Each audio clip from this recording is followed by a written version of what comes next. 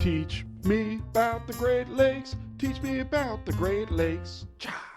Welcome back to Teach Me About the Great Lakes, a twice-monthly podcast in which I, a Great Lakes novice, ask people who are smarter and harder working than I am to teach me all about the Great Lakes.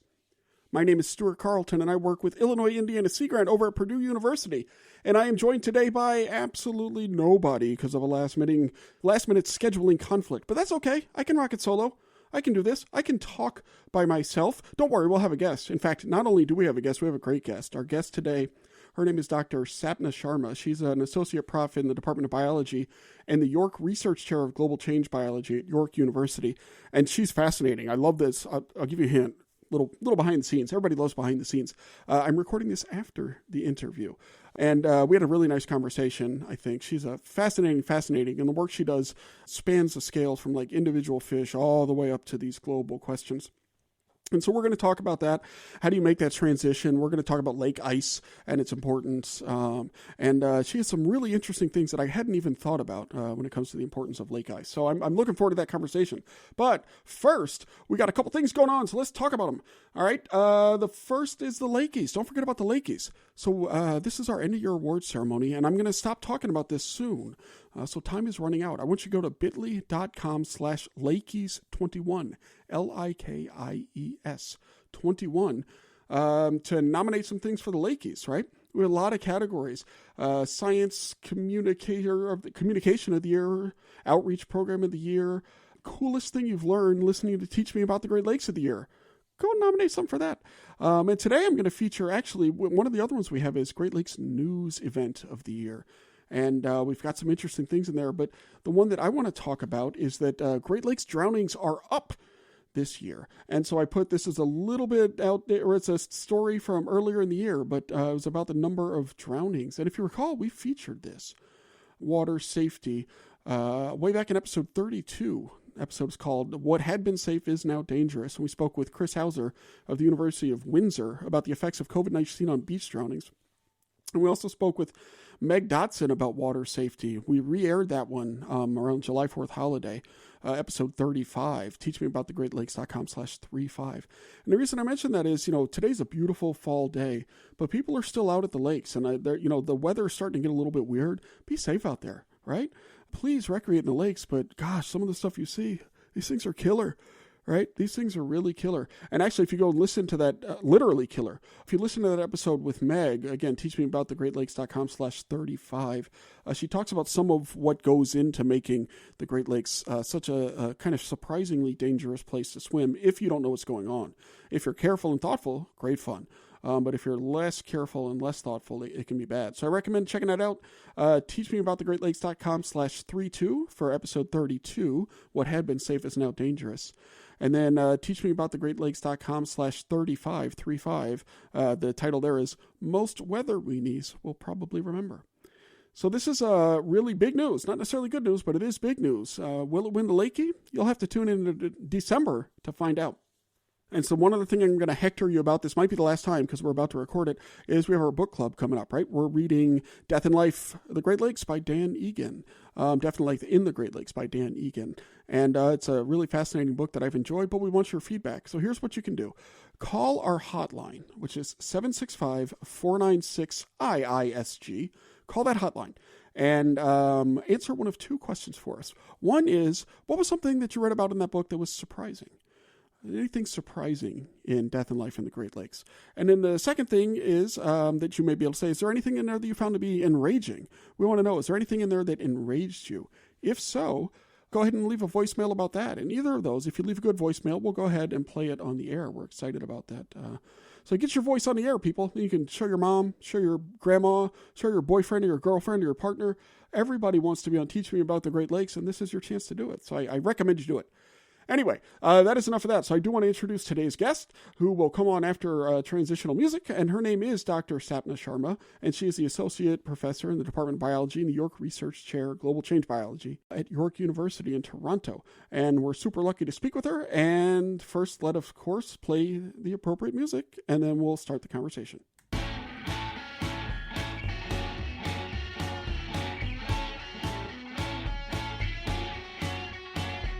Researcher feature. A feature in which a researcher gonna teach us about the Great Lakes. All right, good. And you're at the York University in a chair in global change biology. Yep. But you got your start in like fish stuff, right? This is what's interesting about your career. As I was looking at it, looked like was that your master's thesis? Maybe I was looking at smallmouth bass assemblages. Is that right? Oh, that was my PhD. Yeah. So my master's I did on Lake Erie and walleye populations in Lake Erie, Eastern Lake Erie, and some water quality stuff back then. So did you come into that through were you like a fish kid growing up? It seems like there's a couple different type of people who do fish stuff. Those who really loved fish, and those who are more interested in kind of the ecology and number side of it, and are using fish as like a test species or whatever, as a study species. Which angle were you coming from with walleye and smallmouth? I'm coming from the number side. So I've always been interested in climate change. Yeah. I remember I even did like a grade 7 science fair project on climate change back when it was like not even talked about. You're a climate change hipster, yeah. And I love numbers and patterns with numbers, so I'm like interested in it from the stats perspective. But I did my PhD and my master's on fish, and my first postdoc, one part of it was on fish, and it was veering towards more statistics. And then I went to the Center for Limnology in Wisconsin for a postdoc, and they just got me off fish and hooked onto limnology. And get hooked on limnology, not on fish, right? Yeah. So then how did you get fish originally? Was that that's what was available to because my master's is in fisheries biology. Actually, I'm a social scientist now, but I really liked field trips, and so there was a master student position available after I was an English major of all things, and so I just took that and was like, sure, what the heck, I'll go do fish stuff for a bit, I guess. So was it available, or how'd you get started with that? I guess so the master's project I did was in combination with the Ministry of Environment in Ontario. And it was had a water quality angle to it. I grew up close to Lake Erie and in one of the tributaries, the Grand River. I grew up on the Grand River. And I thought, oh, okay, well, this seems like it could be useful working with the Ministry of Environment, working on water quality and fish. It just seemed like there were other projects I was exploring for a master's, but this seemed like the most useful kind of. Oh, so you had it down from day one then, even going into your master's, that you had kind of this trajectory in mind of looking for something to be useful. Well, I come from an immigrant family, so we don't do things just for fun. So do you feel like that's been an influence then? Is sort of that we don't do things for fun? Well, why not? I guess. What is the? I meant that was just a joke. No, but I like numbers, and I wanted, I did want to get a job after I got a master's. So I really liked behavioral ecology, but I couldn't see myself getting a master's in behavioral ecology and chasing squirrels afterwards, which is what I did during my undergrad. So I was trying to be a bit more pragmatic. And then it really was the statistical ecology end of things that interest me. So then you have moved to much large. So you started with smallmouth bass assemblages, right, in small scale areas, and you've really moved much bigger scale really quickly. It seems like to me. If you look at your Google Scholar, which I assume contains at least most of what you've done, it's smallmouth bass, and then within 2 years you're on these global sized projects already practically. So was that was an intentional thing by you to try to do bigger work, or was it just kind of following a thread? Yeah. So like I said, I started off with walleye in Lake Erie. And I remember going through the review process, and the comments were typically oh, this is just one part of one lake. Is this really a widespread issue or whatever? And I thought, okay, well, during my PhD, I thought, okay, I need to get more lakes then if I'm going to do this. And so then I started looking for data, and I found 20,000 lakes in Canada that I found. Fish community data for water temperatures and all that. And I thought, okay, well, 20,000 lakes seems like a good number.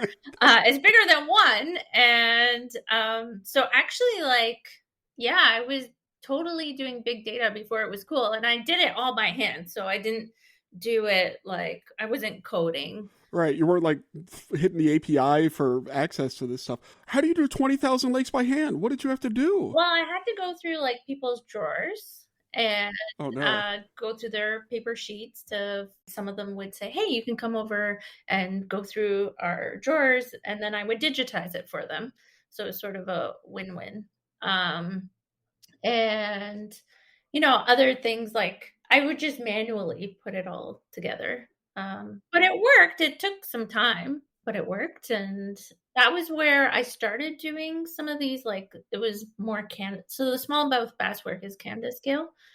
And then from there, it's like, well, why limit myself? You go bigger. Yeah. So have you found as you made this transition, thinking about scale, are there trade-offs kind of in the bigger scale work that you do? I mean, obviously there's a lot of data requirements and the computational requirements are harder, but are there, in terms of like the types of questions you can ask or problems you can address, are there pros and cons, or do you see it all as like pros working on these big, nation or even global questions? I think as a field, we need both types of people. We need the global people and the local scale people. But for me personally, as a scientist, I prefer the global scale because, as I said, I'm really interested in patterns and drivers of change. And, you can understand in one lake what might happen, but you get a much broader perspective of like how different lakes work. How are they, a lake in Scandinavia and a lake in Wisconsin might be behaving very similarly. And so what are the drivers behind that? So I find that really interesting. Like I like knowing that like lakes right next to each other are not behaving in the same way, but they may be behaving similarly to lakes like across the ocean. And I find that pretty interesting. I also feel like for me, I like working on different topics. So you probably noticed that about me, that I don't just work, I just don't work on fish. I don't even just work on lake ice. Lake ice is my favorite thing that I do, but I work on water temperatures and water quality and ecosystem dynamics and fish because I think that's just the type of person I am. Like I just need to keep doing different things and trying new things and trying to uncover some of the general patterns. And like some scientists are more, what their strengths are thinking about the mechanistic drivers and thinking about the fine scale patterns. And so I feel like for science as a whole to really drive our understanding of how climate change, invasive species affects lakes, you need both types of people. And I figured, why don't I just do the thing that I'm happy doing? Yeah. No, that makes a lot of sense.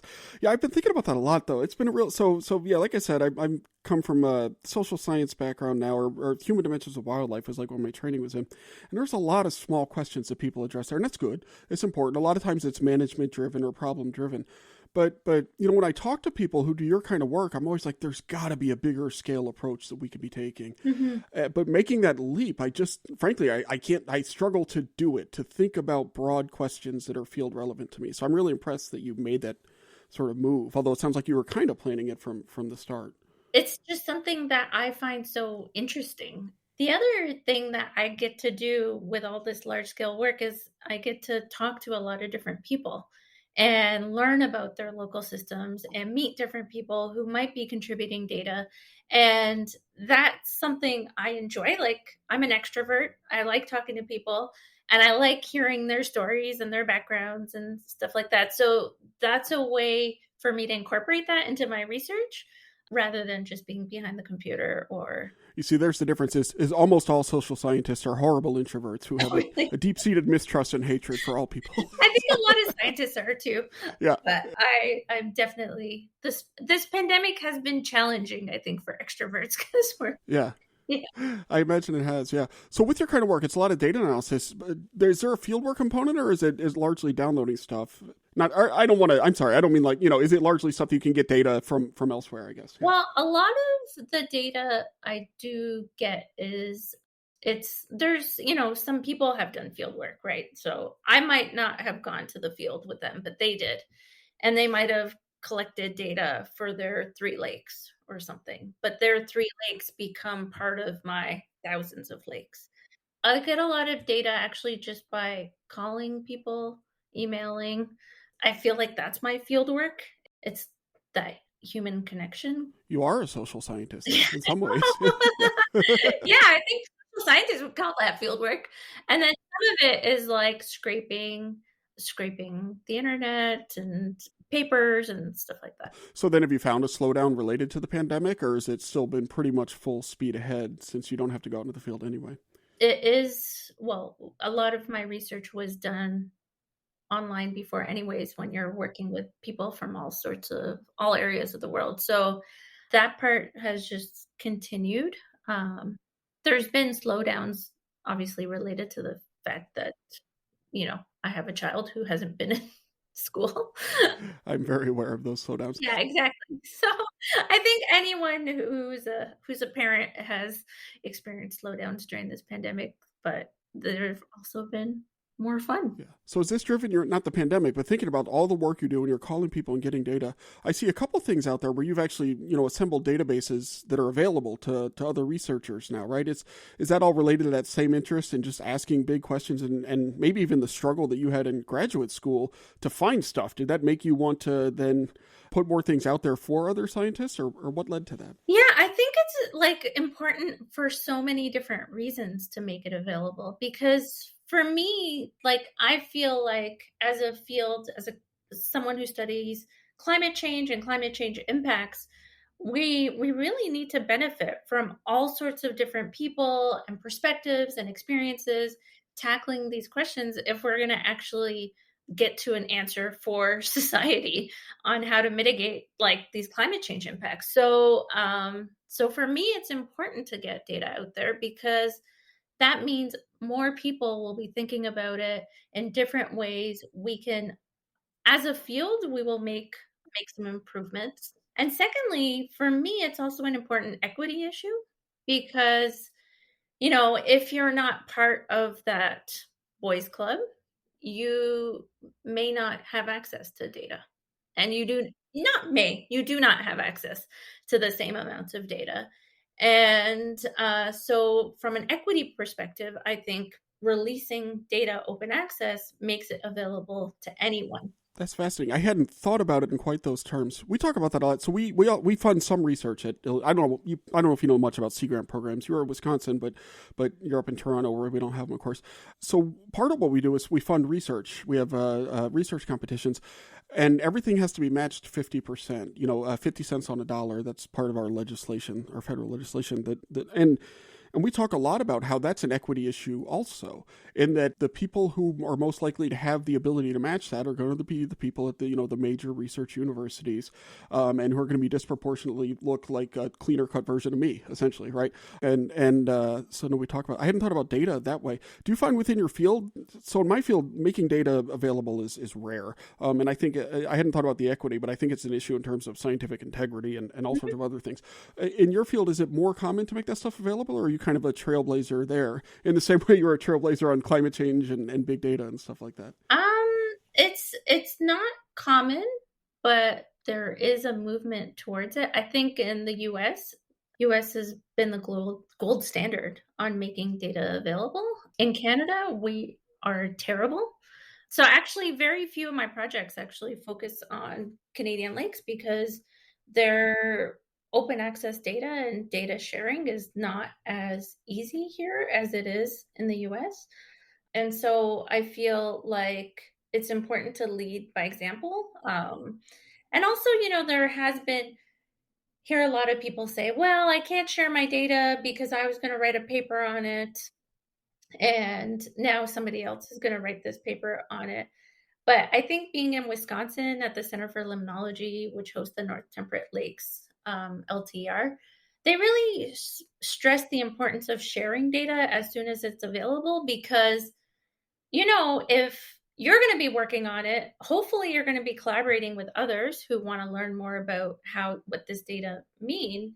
And regardless, you're still making a contribution to the ecological, like our society. So for me, I don't really buy that argument.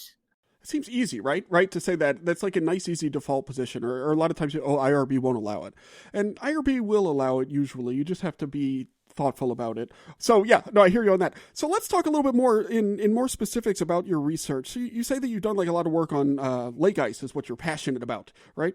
And we've had a conversation or two about lake ice before, but I don't know a ton about it. I'm from the South. We don't, the only ice we got is in the refrigerator. So lake ice, this comes to the Great Lakes during the winter, right? The colds of winter, they turn the lakes partially. I don't think none of them get totally encased in ice, but a lot of ice, right?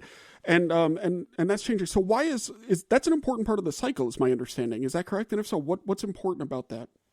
Yeah, so lake ice is so important for so many reasons. So I can start with ecologically why lake ice is important. So lake ice, you can kind of think about it as a lid on the lake in winter.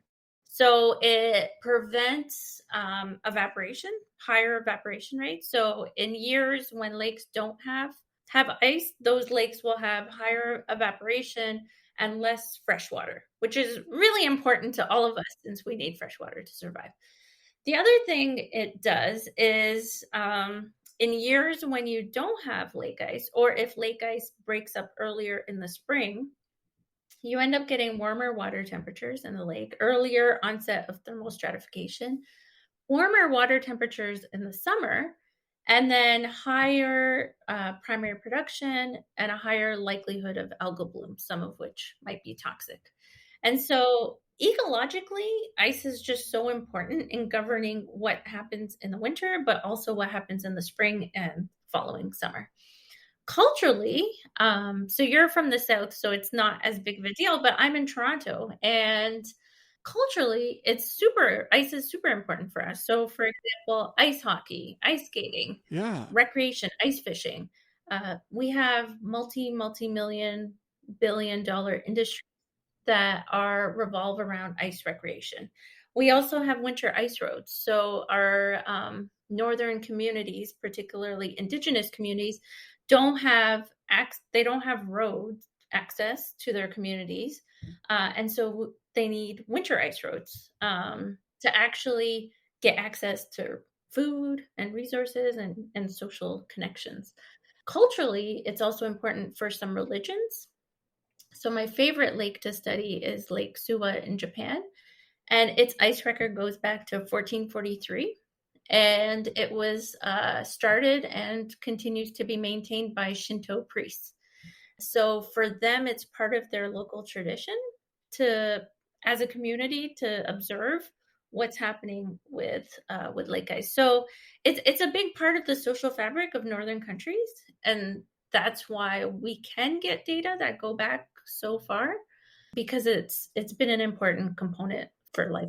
Hold on, I have 10 things to ask about this. So that's amazing. So I hadn't thought about the cultural importance. I mean, it's totally true. My knowledge of ice fishing extends to one episode of Letterkenny and one episode of the Anthony Bourdain show, where he goes with these dudes who are cooking really amazing food somewhere in their little shack while ice fishing. But I hadn't thought about this cultural importance in addition to the ecological importance. That's just it's mind-blowing to think about. And so but what you're talking about really is incorporating traditional ecological knowledge then, right, into your big data projects. So let's ask about that, and then I want to go back to lake ice. Is that like a challenge, or how do you do that exactly? So one, I didn't think about that as a traditional ecological knowledge, but that's totally true. And two, how do I do that? It's again by calling. It's a social capital, right? And just calling and emailing each winter to say, hey, when did your lake freeze? Did your lake freeze this year, and what date? And that's just how I get data. So I kind of trivialize it by saying, okay, I called somebody, but really it's a lot of effort when you do this for hundreds to thousands of lakes to actually keep track of what is going on with the ice. And then we do make that available, open access. So we just put up the ice record till what we have now for anybody to use for like over 500 lakes. And so you found that the ice extents it can change any given year, but basically they're reducing, like, is the big picture, right? Because of climate change. Is that the case? Yeah. So what we're finding is that in the fall, winter, ice is forming later. It's breaking up earlier in the spring, and then In some years, actually, we're seeing lakes that aren't freezing at all. And the likelihood of that happening is actually increasing quite rapidly. And so overall, we're experiencing shorter ice duration or no ice duration. It's pretty cool. I had a paper accepted this week where where we updated the trends in ice loss from what John Magnuson did at the University of Wisconsin-Madison in 2000. And adding 25 years worth of more data is just mind blowing because we're seeing the trends in ice loss about 6 times faster in the last 25 years. So, in terms of shorter ice duration, and for example, Lake Superior, you're talking about the Great Lakes. So, we've been following the ice records from Bayfield Bay and Lake Superior since 1867. Since that time period, there's been over 2 months less ice cover. Lake Superior, which is, in a pretty cold place since 1997, has not frozen 4 times. Wow. So, yeah, we're seeing really, really rapid changes of warming. And we're seeing this in other large, deep lakes as well, or as lakes in the southern part. So I mean, not 4 times. That's like 20%, almost 20% of the time since '97 that it doesn't freeze. Wow, is that right? Did I do that math? Yeah. Close enough. And, that's wow. That's something else. So the effects of this. So then I can surmise is that all those things we're talking about that are the value of lake ice, those are affected in different ways, right? Both the ecological impacts, the social well-being impacts in terms of changes in weather, but not at least cultural things too, which I hadn't thought about. And we're starting to look at economic impacts too. So, for example, like an ice fishing tournament in Minnesota will bring in $800,000 to a small community in a weekend, which those tournaments are increasingly being canceled with warmer winter. Yeah, I can imagine. Oh, geez, that's horrible. And then, but a lot of this is baked in at this point. I mean, so when you talk about climate change, right? Climate change, if it'll never be solved, but like how much of this is baked in and it's just the way it is, or how much of the what option? Well, not options, but how bad is it going to get, and what can we do, and what can we still stop from happening? I guess would be kind of a way to think about it. Yeah, so we've been doing a lot of forecasts into the future of how climate change may affect ice in the future, and if we continue on a terrible path of increased greenhouse gas emissions, we could see about 5,700 lakes permanently lose ice cover. And so permanently losing ice cover has huge, huge consequences on the freshwater supply and the water quality of the lakes. If we mitigate greenhouse gas emissions by 2030s, we estimate only 179 lakes. Because ice is so sensitive to air temperatures, and air temperatures are so sensitive to greenhouse gas emissions. And that's why ice is so awesome to work with, because it integrates the weather and climate so well. It's clear you need to mitigate greenhouse gas emissions to preserve ice cover, which will consequently preserve our freshwater supply. And so that those are big scale things. Those are things that have to do with voting for the right people. And I, of course, as a public employee, will not tell you how to vote, nor should I, in fairness. But right, there are choices you can make, right, in terms of if that's important to you, who to and getting involved in the democratic process. Getting involved in the democratic process. Yep, yeah, getting involved. Period. Voting with your dollars counts a lot too. Yeah. Well, that is scary, but it's fascinating work that you're talking about here. And I noticed actually looking at, we've spoken with one of your co-authors before, Maria Dietrich, I believe is her name, about this paper you did, Scientists Warning for Humanity, looking at, what all these big lakes can tell us about our condition. So if you had to say, your work kind of in sum, what is the big theme of your work lately in terms of what it's telling us about, lakes in general, the Great Lakes specific, whatever you think? That's a good question. I would say what I've learned is that we're at a critical tipping point right now, where our ecosystems are changing. They're changing pretty rapidly, and the consequences of which are much more extreme than just thinking about ice in general. It's like freshwater quantity, water quality supply, cultural changes. We actually even documented number of drownings of people through ice. So human health.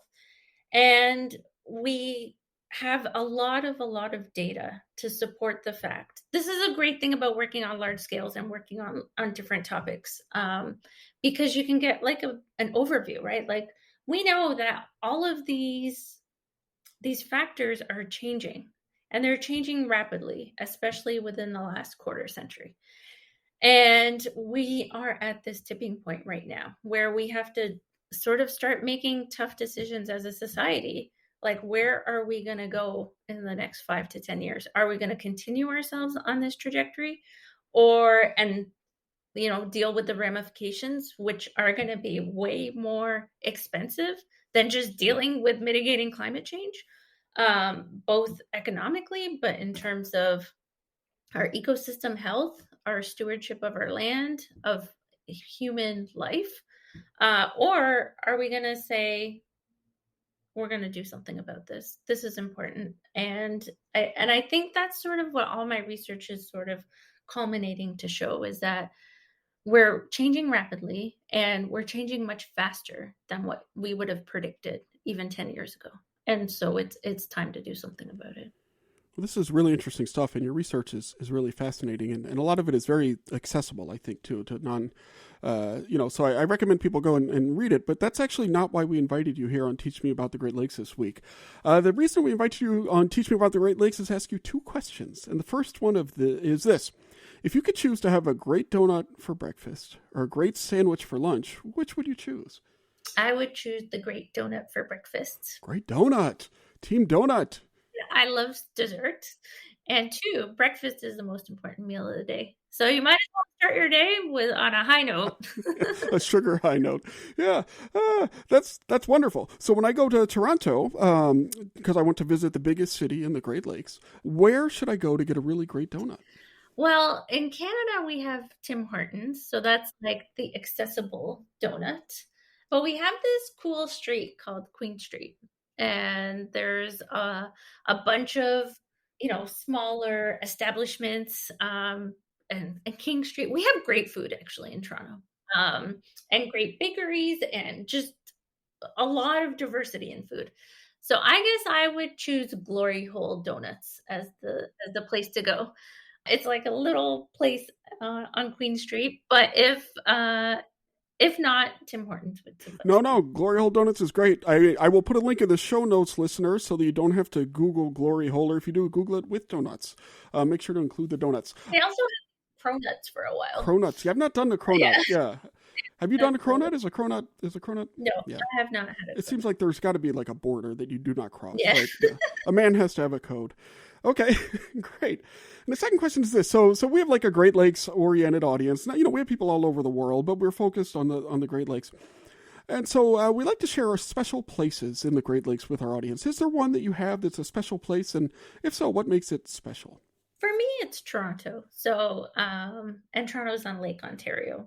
And I actually grew up in a small town called Brantford, Ontario, which is on the Grand River that goes into Lake Erie. It's the home of Wayne Gretzky. That's what we're known for, bringing back the relevance to ice hockey. There you go. Toronto for me was always the fun place to go. I've lived in many different places because of my education and research, but for me, this is home, and it's such an awesome city. There's so many neighborhoods. It's such a big city, but it's safe.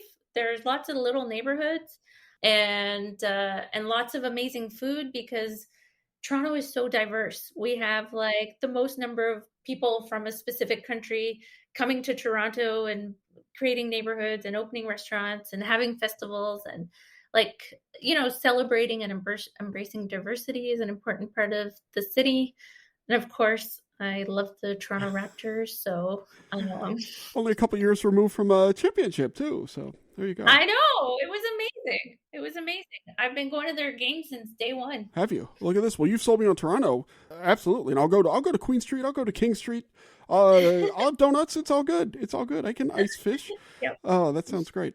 Well, is there anything else you want to talk about before we buzz off, or are we good? No, I think we're good. I guess the only thing I would have wanted to talk about was hearing more about you, but Well, I love to talk about me. No, this is interesting. This is really good work that you do. And yeah, moving to those bigger questions, that's the thing that's like my weakness as a researcher. I'm an administrator largely, but I do some research too. I have a research assistant prof position, and I've done some climate work. Like I was part of, I've done some of that climate consensus stuff, those big groups. oh yeah. Yeah. And so I wasn't part of the original paper, but they did a follow-up paper, like a consensus of consensus type paper. And so I had done some work looking at scientists' belief in climate change. Turns out they do. We were wondering if like physicists and chemists did, or maybe they're like, well, no, I'm a physicist. I know you can't model that. So but no, they all believed in climate change too. Oh, we have 2 climate change deniers at my university in science. One is in physics and one is in chemistry. Yeah, well, I think it might be more likely there, but actually the field that had the fewest percentage of people, so we surveyed scientists basically at every department across the Big Ten, which was 12 universities at the time.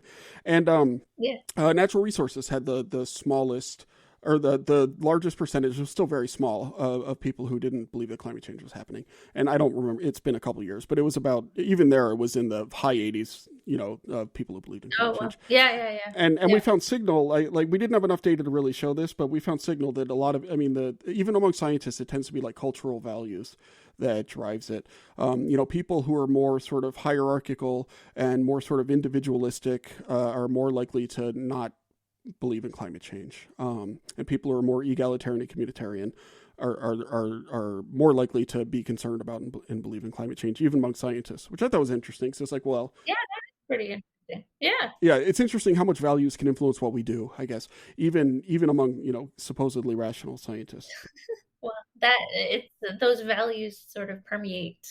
Well, this is really interesting stuff, and I've really enjoyed talking with you. Where can people go if they want to find out more about you and your work?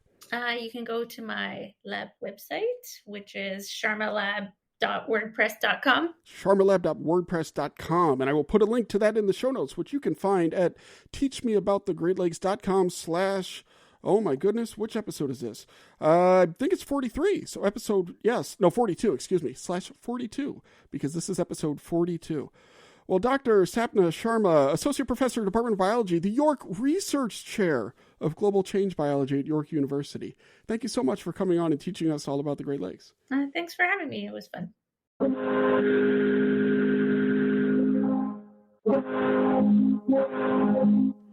Well, that was a really great conversation. I hope y'all enjoyed that. She is a clever woman. And I think it's, when you look at the breadth of what she's done and how easily she scaled up from, individual fish populations to lake-wide assemblages to all the way to, really working on global issues related to climate and whatever. It's very impressive, the person who can do that. And then on top of that, the way that she's a real leader in terms of thinking about equity and diversity, and also thinking about making public data available to the public. Really impressive. So I am super glad to have been able to speak with her. So again, I would like y'all to take a minute. I haven't asked this for a while, so if you have a minute, why don't you give us a rating or review? You can just go in your podcast app or whatever, just give us a 5-star review. And if you have already done that, thank you for that. Give us another one. Who cares? And if you don't want to do that, then maybe you can subscribe if you haven't, or ask a friend to subscribe, because we do love our listeners. And then the other thing I want to remind you about is up next is very soon is our book club. So if you have a thought on Dan Egan's Death and Life in the Great Lakes, call and leave it on the hotline. We'll play it on the show, probably, at 765-496-IISG. That, I believe, is 4474. And answer one of these 2 questions. First of all, what was the most surprising thing in Death and Life in the Great Lakes to you? Or secondly, if you instead would like to tell us what is the most infuriating thing in Death and Life in the Great Lakes. You want to hear what surprised you or what infuriated you? Leave that on our hotline at 765-496-IISG, and we might play it on the show. And with that, I will do the thing, and then we'll do the thing. Let's see. Here we go. Teach Me About the Great Lakes is brought to you by the fine people at Illinois Indiana Sea Grant. We encourage you to check out the great work that we do at iiseagrant.org or at ILIN Sea Grant on Facebook, Twitter, or other social media, such as Instagram, or as I call it, Insta. Teach Me About the Great Lakes is produced by Hope Charter's Carolyn, Foley, Megan Gunn, and Irene Miles. Ethan Chitty, he is our associate producer and our fixer. Our super fun podcast artwork by Joel Davenport. The show is edited by the amazing, awesome Quinn Rose, and you should check out her work at aspiringrobot.com. Hey, do you have a question? Maybe a comment about the show? Why don't you send us an email? Teach me about the Great Lakes at Hotmail. Nope, not at Hotmail. What is this, 1998? Teach me about the Great Lakes at gmail.com. You can leave us a message on the aforementioned hotline at 765-496-IISG for Illinois Indiana Sea Grant. You can also follow the show on Twitter at Teach Great Lakes if you want. And do it. Why not? It's fun. See the people we follow, too. We follow pretty much every guest who has a Twitter we follow. So now I'm learning as much from that as I do from doing the show, actually. So go ahead. Follow us on Twitter. It won't hurt. I promise. Anyway, for Stuart Carlton, I am Stuart Carlton. Thanks for listening, and keep grading those lakes.